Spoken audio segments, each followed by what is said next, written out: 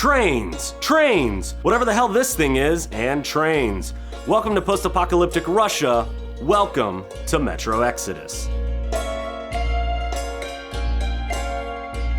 Metro Exodus is a single-player, first-person shooter that looks to combine combat, stealth, exploration, and survival horror into a story-driven experience that all takes place in a post-apocalyptic Russian wasteland. Developed by 4A Games and published by Deep Silver, this is the third game set in the fictional universe created in the 2005 novel Metro 2033, written by author Dmitry Glukhovsky. And if you're one of those people who's like, "Aw man, the books are always better than the movie or television show or video game, and I know this because I read books, which means I'm smarter than you." Well, good news, nerd. Glukhovsky has had his hand in creating all three of these Metro games, acting as a collaborator on the first game, Metro 2033, and a writer on the next two, Metro Last Light and Metro Exodus.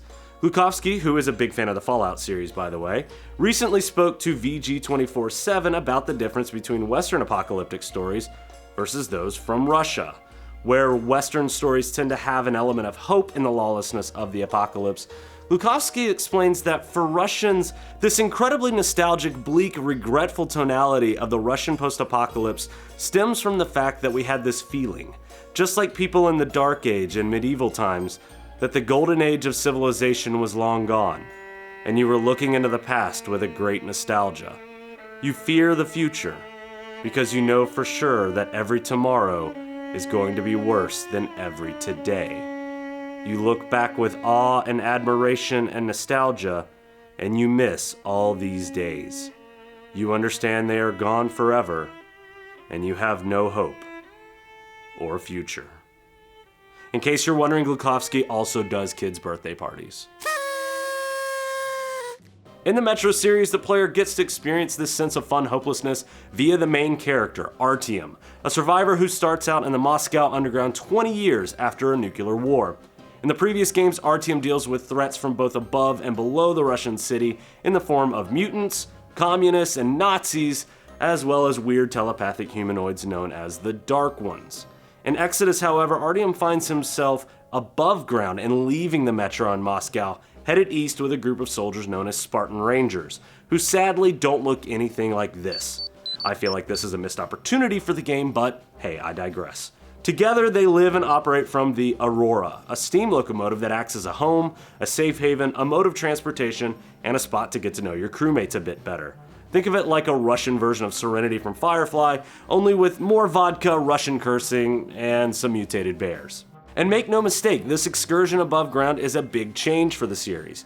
Previously, the surface was a very gray, inhospitable wasteland of death and destroyed buildings. It was harsh and dangerous, and if the mutants didn't get you, the environment eventually would. It just didn't seem possible for life as we know it to exist on the surface in Metro. But where 2033 and Last Light served up a lot of gray bunkers, dark tunnels, and dark gray rubble to the player, in Exodus, Artyom is out surviving and exploring in a big world with actual vegetation and life and color. As Glukhovsky puts it, there's a sudden change in story and tonality between Last Light and Exodus.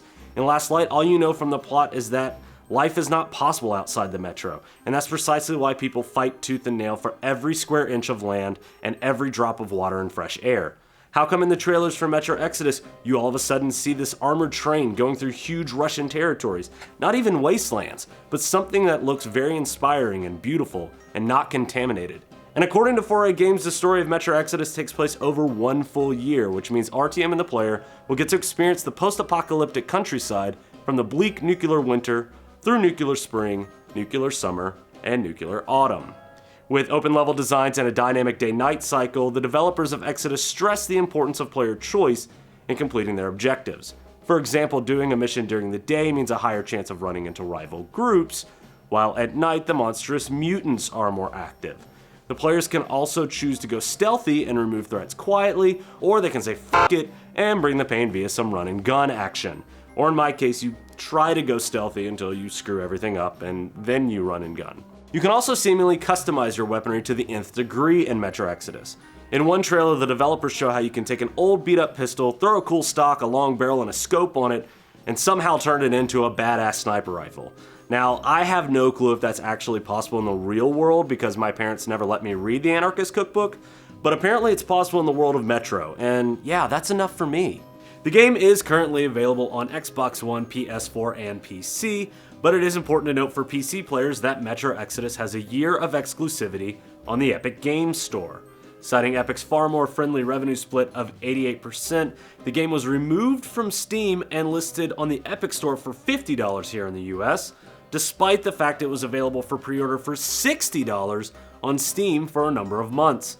The fallout for this decision saw Steam users review bombing the previous Metro games on the platform and people sharing their outrage about the decisions online.